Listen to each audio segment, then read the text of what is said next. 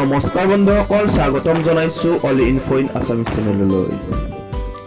সঁচাকৈ মৃত্যু হ'ল নেকি ভাৰতৰ জনপ্ৰিয় অভিনেতা অমিতাভ বচ্চনৰ?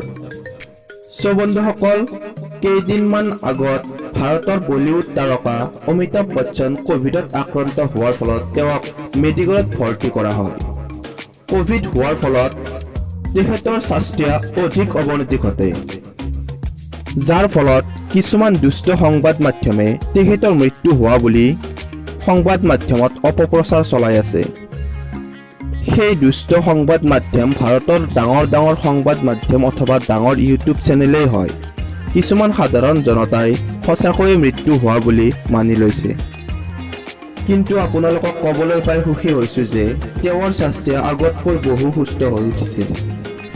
বন্ধুসকল, সকলোৱে তেওঁক আৰু সুস্থ হওক আৰু বেছি দীৰ্ঘায়ু হওক বুলি কামনা কৰিছে।